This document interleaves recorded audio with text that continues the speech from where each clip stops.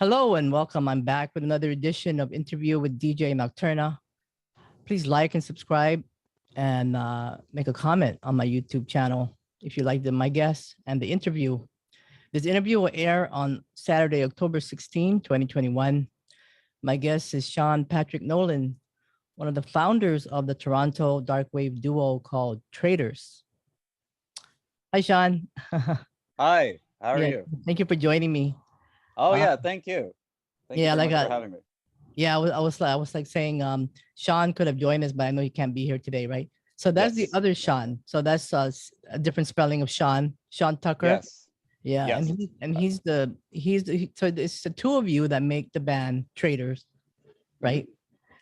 And so you guys were formed in 2015. You both live in Toronto. Hmm. Is that where you guys met? And how did you guys form the Yes. band? Yeah. So I've lived in Toronto my whole life, and Mhm. Shawn is from. Uh, he's not from Toronto, but he had moved from BC, from Vancouver, so the west coast of Canada, and then we met in Toronto. So we met through mutual friends, and around that time, it was around it was in the early aughts, so it was when that sort of post-punk revival was going with like Block Party and Editors and Interpol and the Cinematics and the Mhm. Rakes and the Strokes and everything. So post-punk was really popular at that time, and I was into new wave and stuff through my parents. Like I was born in the late 80s, so I'd missed everything basically. So, but I still really like that music. And Shawn's a bit older than me, so he was able to, you know, get me listening to like The Sound and Sad Lovers and Giants and Yeah. yeah. So that's how we bonded. We bonded over a mutual enjoyment of post-punk music and Oh, hardcore and bands like Fugazi and Bad Brains. So yeah, so we hit it off, and then eventually decided to start making music together. So yeah, that's yeah. about You it. know the interesting spelling about your name is all in capital letters. Mhm. It's TRAITRS. Well, what does that mean? What is Uh, where so does it's that like come from? so yeah, it's like a traitor to your country or whatever is where the basic idea came from. But basically, like Shawn just for a while we didn't have a band name, and then uh, deciding on names and titles can be kind of strange. And Shawn just texted me one day and just said, "What do you think of this?" And I kind of looked at it, and like that was it. Like I didn't really put much thought into it. It looked cool, and Mhm. that was kind of yeah. It was enough for us to No, go for it. I like it. It's really interesting. I like the Mhm. name. I mean, you can pretty much pronounce it the way it looks, right? Yeah, yeah. Yeah. Yeah. No, I like it. And I like there's a because we spell it wrong, there's a symmetry to it. Like the I divides the word in half. Hmm. So I kind of it's yeah, I like the way it looks. Yeah, it gives Almost. it that unique kind of style because you guys are Mhm. different. So it gives that Mhm. spelling. It's just different. It just goes with the flow. Mhm. Yeah. Yeah. Yeah, absolutely. So I know you guys have been releasing EPs and albums since 2000. I think I'm not sure if I'm right, but I know you had your debut album, Rites and Ritual, which came out in June 24th of 2016, right? Mhm.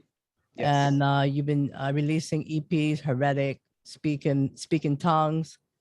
Mhm. I think that's a full length album that came out in 2017. Then you got, and I noticed a lot of these records, they're vinyl and they're limited Mhm. edition, and some of them are sold out already. Mhm. Yeah, so they're very limited copies. Are you going to be releasing more of these? Like, for example, if I wanted a vinyl, because I collect Yes. vinyl, Yes. um, and I was just listening to some of the tracks and I really like them. Will you be releasing more of the vinyls, or is that it? Uh, yeah, like some of it, the Rites and Ritual was never on a vinyl. That was only a Cassette. cassette at first, Yeah. initially. Mhm. Yeah. So basically, yeah, I guess just to give like a pretty quick overview, the first release was a cassette because we had never played a show. We had no following. We had nothing. So basically, there's a small label in Toronto called Pleasance Records, and they kind of pick up weird, arty, quirky, strange bands, and so we fit on because there's at that time there wasn't really a big like there weren't any goth bands really, or post-punk bands in the city. So they picked us up, but the cassette was like a litmus test to see if there was any interest in our band at all. So it was after the fact that we put out the vinyl. But yeah, the limited thing, like the Heretic EP was a limited release, but Butcher's Coin is now in its second reissue or third reissue. Oh So yeah, there's yeah. You have still, it. You yeah, have yeah. it So there, red. Butcher's Coin red. Right? yes, Oh, yeah, yeah, yeah. red, white. There's a black edition. So the original one sold out a while ago. So yeah, it's kind of like, it depends. If there's demand for certain ones, then we'll bring them back. But I feel the Rites and Ritual one we will be getting back soon. We'll be getting more. Yeah. Now I know you guys released the EP Magdalene. That was a limited edition as well on via Freakwave Yes. record, and that was in vinyl. That it was a 10-inch vinyl, right? Yes. And Yeah. this was this recent, more recent, right? This is Yes, it was yeah. actually, so Magdalene is the lead single off of the record. So it's the Sick, Tired, and Ill is the EP, and yes, that was like a an appetizer before we put out the full record. I like that appetizer. Yeah, yeah. So basically we had a lot of with the pandemic, we had extra time to write more songs and record more songs, Oh, and yeah. yeah, so we thought, okay, we're not touring and seeing any of our fans, so we'll give them more music because it's here, and yeah. So Freakwave Records is part of I don't know if that's part of the Burton of Schubert Music Publishing. Yes, it's like a subsidiary of it. So they Oh, okay.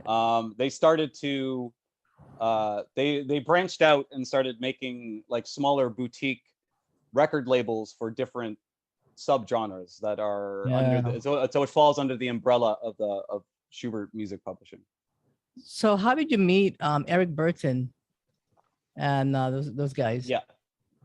So we met Thomas first. So we through a mutual friend, we were playing I forget the name of the venue, but it was in Berlin. So it was our second show in Berlin, and it was in December or September or October of 2018. And our friend who booked the show, Alex, just said, "Oh, my friend Thomas is coming. He's a music industry guy, and he's quite big in the German scene. He had a party called Pagan Love Songs, which was very popular. And so at that point, we were still quite new and just sort of getting our bearings with the scene in Europe. So we didn't know about any of this. We didn't know who Thomas Tisson was or anything. So when you play in a band or play music for a long time, you're used to meeting people that say, "Oh, this guy can help you do this, and this guy can help you do that," and then usually things don't ever get followed through with. So you take it with a grain of salt. And we met Thomas, and he was a very lovely guy, and we had a fun chat with him, and we hit it off. And he said, he gave us a card and just said, "I'm interested in you guys, and I'd like to help you out in whatever way that I can." And at that time, there was no Freakwave Records or any idea about anything that much in the future. I think he just sort of wanted to help kind of mentor us a little bit.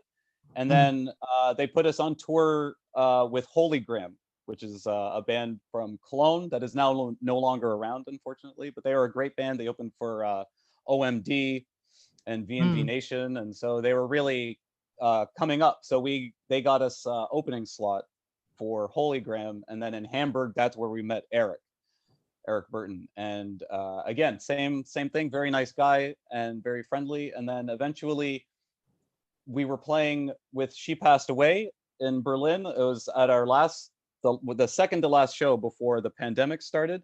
And we met up with Thomas, and he told us that he's starting a record label named Freakwave Records, and he wanted us to be the first signing. So yeah, that's kind of how it started. So I don't know. I'm sure many people have probably can recognize this, because I did. The very first time I heard one of your songs, I can automatically see the influence of The Cure in your music.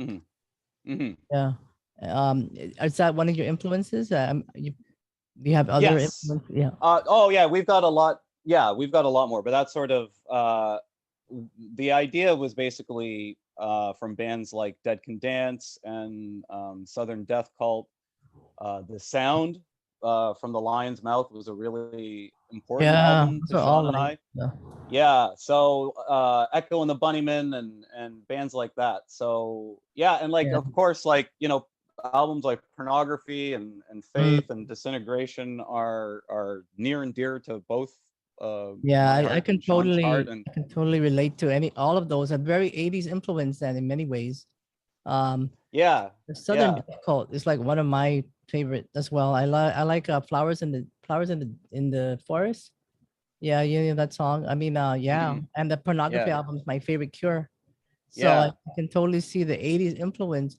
Well, Yeah, we talk about we like to call it we try to capture the spirit of the 80s bands. So yeah, it's I important see to that. Sean and I, sorry, it's important to us that we that we are developing our own sound and our own identity. So we like to think about what exactly it is about those old bands that we really like and just try to find ways of recreating it or doing our own kind of different version of it. So So who writes the lyrics for your music?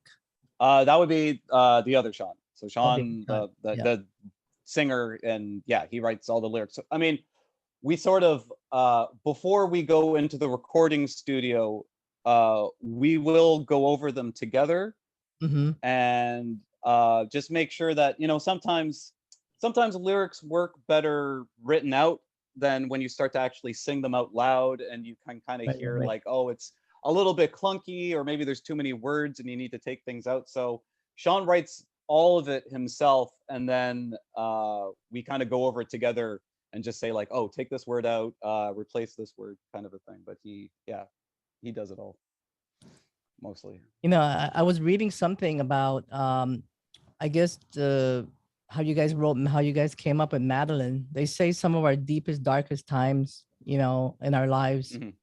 also create some of the best works, right? Yeah.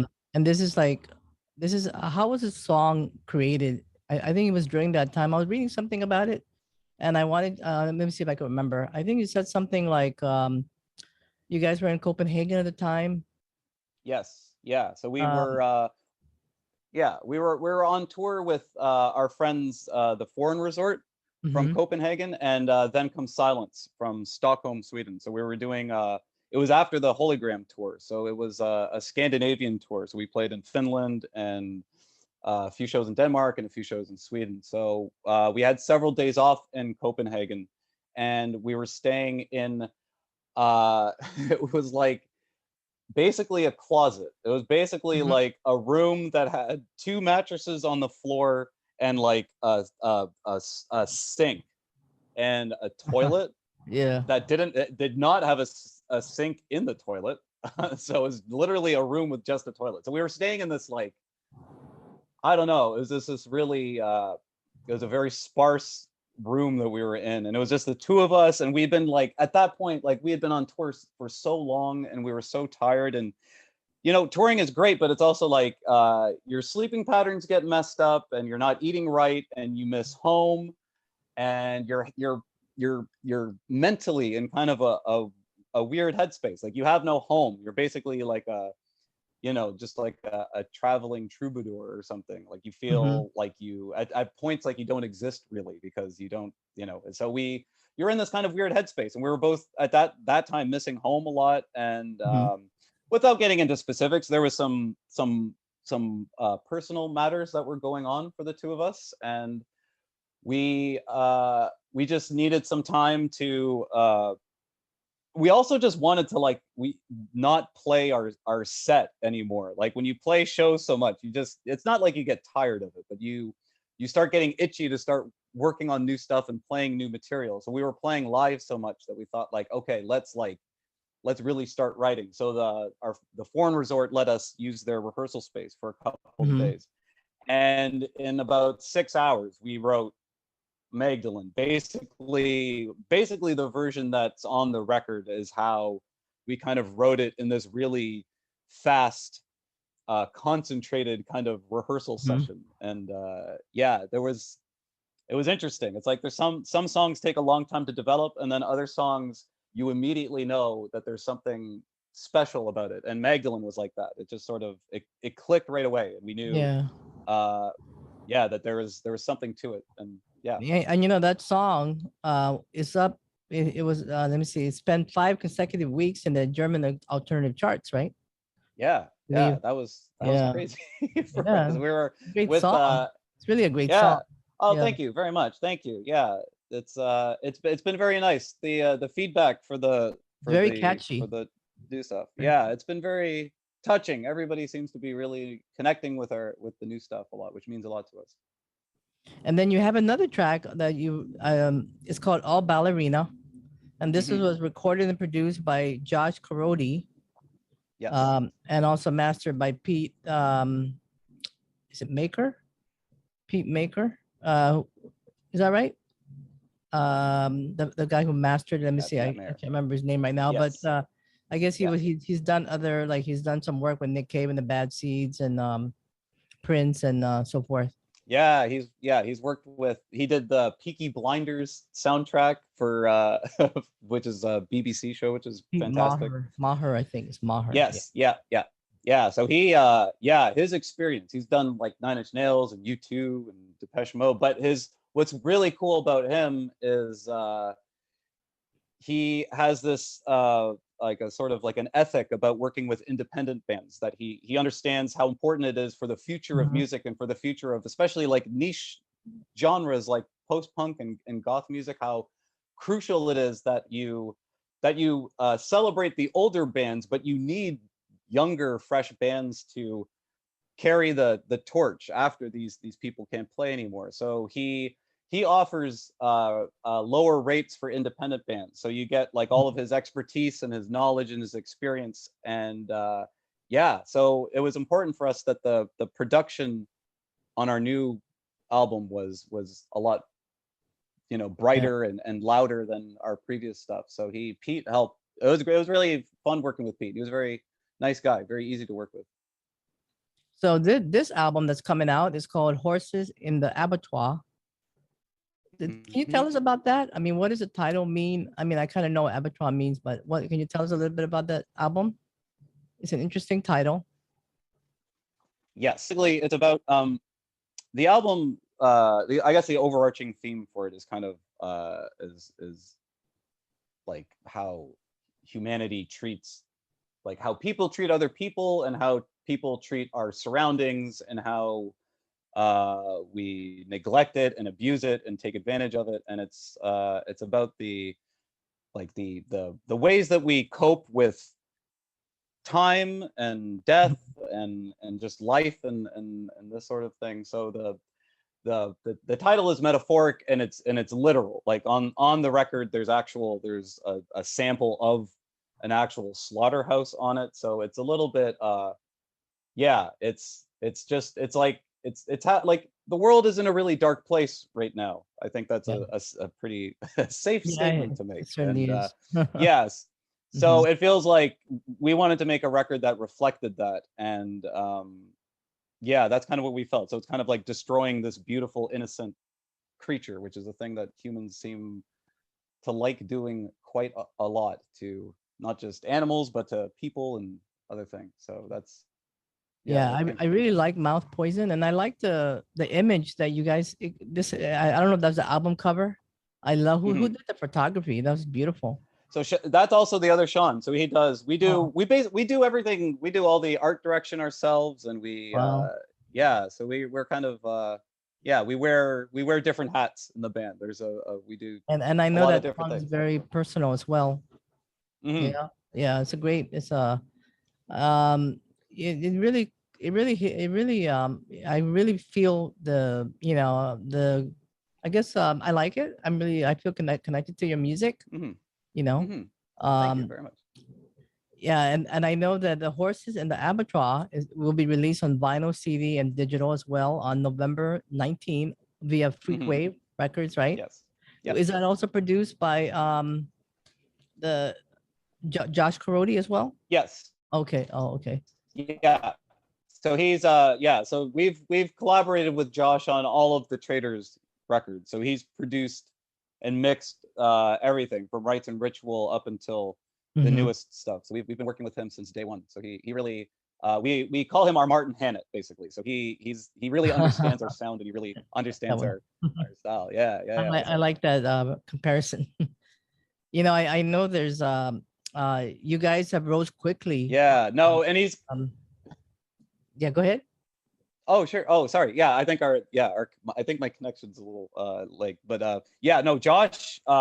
Yeah, sorry. To wrap that up, like Josh is like, it's the way he thinks. Like when I hear about when Joy Division talk about working with Martin Hannett, Josh, he's an eccentric guy too. So he's I love the way he thinks. He's an open mind to everything. So it's yeah, he complements our sound a lot and he really understands it. So he knows like when we bring him our stuff, he really knows how to help us finish things and like It's like a good he's great. working relationship. Oh, absolutely. Yeah, Yeah. yeah, absolutely. I know you guys rose quickly to where you are now, but did you Mhm. guys feel any challenges on the way to where you're getting to where you are now? Do you think there were challenges along Yeah. the way? There were any resistance or anything like that? Yeah. Oh, yeah, yeah, absolutely. Because like, yeah, like even there was so much. I mean, there's still uncertainty. Like it's still difficult. Like it's still a hustle. It's still a lot of hard work. And Yeah. the pandemic definitely didn't make it easy for anybody. So it felt like you have all this, you're building up all this Yeah. momentum, and then it's just cut off at the legs. But we yeah, when we put out the cassette, when we put out Rites and Ritual, we had no idea if anybody would like this music or like our version of it, or we really had no idea, and we didn't have any intentions or ideas of what we wanted to do aside from Mm-hmm. just making music and creating art and just trying to find like-minded people that enjoy it too. But it's a struggle too, and even the first few tours that we did weren't like our European tours weren't very good, and we struggled to get shows in North America. So yeah, no, it's Yeah. you're when you make music and art, you're given a lot of reasons to quit or stop, and it can be difficult sometimes to not cave into that because Yeah. it can be cost a lot of money, and it can be time consuming, and it's difficult if you are in a relationship with somebody to be away on tour Yeah. all the time. So it's like there's a lot of different parts going on to it. But yeah, no, it's definitely it's very rewarding in ways that I've never felt with things before, but it's difficult. There's definitely, good and bad sides to it. But for the most part, the good definitely outweighs the bad. Yeah. Well, do you guys have anything coming up in terms of I know concerts are not really happening in some places, but I know some places are Mhm. opening up. Do you guys have any Yeah, plans for touring? yeah, things in Canada are slowly opening up, and Toronto too. Like we just Mhm. some venues only were just having their first shows like last week. Mhm. So things, it's still, I don't know, it still feels very like it's positive. Like it seems like things are kind of calming down in North America, but we don't have anything planned for the end of the year. But we have for March of 2022, we're booking European dates at the moment, Okay. and we want to tour the America, and we want to tour the UK, and we'd like to go to Mexico, and Yeah, well, be sure to keep us yeah, we've posted. been Yeah. yeah, oh yeah, yeah, absolutely. It's definitely it's still touch and go with COVID, but these things are all being planned, and yeah, I we'll hope be you announcing guys stuff. can come to North America or the East Coast or the West Coast. Yes. Oh yeah, yeah. No, we've been yeah, that's it. It's a matter of time. Like it's just a matter of when, really. Like it's Yeah. Yeah. we've been seeing a lot of growth in our fan base, especially in the West Coast, like especially in California and Seattle, and cities like New York and Chicago, and Yeah. Detroit, and Texas lately. Like Houston and Dallas have been buying Oh our yeah, yeah. records a That's a lot great lately. place. So it's I was just yeah, so it's cool. there. So we've been seeing our fan base grow a lot in the last 6 months. So it's yeah, we're coming. going to be coming to America sooner than later. So if somebody wanted to check out your music, what's the best what's the best address? Yeah, so I mean, just you can just Google our name. We're on everything. We're on Spotify, iTunes, Apple Music. You can, I mean, Bandcamp is the best way to support the artist directly.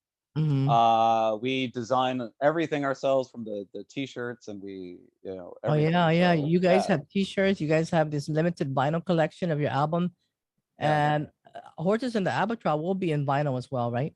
When it's yes, yeah, released in November yeah, yeah. 9th. It'll be on all platforms. So Yeah, yeah, and maybe limited edition too. So November 19th is the release date on Freakwave Records, and that's vinyl, CDs, and digital Horses in the Abattoir. Yeah. So yeah, Sean Patrick Nolan, and Sean Tucker. These are the guys for TRAITRS. And again, the spelling, of course, of TRAITRS is TRAITRS.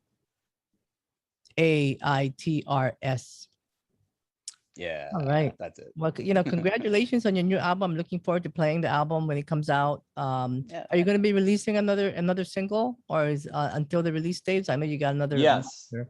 Yeah. Yeah, we got another month, so there'll be another single, and a video coming out very soon. I'm not sure. I don't know if I can. I don't know. Oh, you I'm don't not have, you don't have. sure. You Yeah, can keep it a secret. We'll make it. it'll be. It's yeah. We have to build interest and make everybody Yeah, want to hear it. we'll So spike it's up. yeah, but definitely yeah, later this month will be it'll be another single be coming out. Well, a big shout out to Shameless Promotion PR, for always doing a great job Woohoo! and Yeah, Shauna. yeah, Shauna. Well, thank you for joining me on the show. Anything else we want to mention that about the anything else you want to mention about the band? No, I'd like to ask you about you live in Hawaii, right? Yeah, that's right. So what's Have you been to so Hawaii? that's no, Oh, I've never been to Hawaii. no, I'd like a to. lot So of it's guys have not been yeah, there. People I interviewed. No, I haven't been there. I go, really? Are you yeah, kidding me? yeah. So have you lived in Hawaii your whole life, or what, or like Yeah, I've been here yeah, for cool, long. Yeah, cool. So yeah. how do you So like it? I love it here. Yeah, the weather's perfect all Hmm. year round. It doesn't get too hot, doesn't get too cold. Very nice. Expensive to live here, but Yeah, everything else is everywhere. It's expensive, right? yeah. Yeah. Toronto's brutal. Is it expensive? Toronto. Oh yeah. Oh yeah. It's getting worse and worse as time goes on. So Well, I think it's yeah, everywhere. yeah, absolutely. Yeah. And real estate is probably expensive there too, right? A lot of. Yes. Yeah. It's one of, I think, us in Vancouver, we swap being the most expensive city to live in this country. So it's But there's a good music scene there, though, right? In Toronto. yeah. Oh yeah. No, there's an awesome it's like Toronto's a melting pot. It's like a Canadian miniature New York City. So Wow. there's a lot of scenes. Like there's a lot of hip hop artists, and there's a lot of like really good punk bands, and like indie Yeah. bands, and yeah, a lot of like hardcore bands and stuff. Like it's just a bunch of uh different scenes that kind of overlap, and everybody kind of plays shows together and things like that. And there's really good like yeah, electronic artists, and a small techno scene and stuff. So yeah, Toronto's got, yeah, it's a very very cool city. I love Toronto. Well, I hope you guys can make it to Hawaii sometime, in the future. So and I would love to have you both on the show next time, Yeah, when you have something else. yeah, for sure. Yeah, Yeah, but thank you, Sean, for joining me. yeah, absolutely. So I'm going to. Yeah, thank you very much. Thank you. Yeah. Don't hang up. Let me just turn this off. All right. Thank you so much.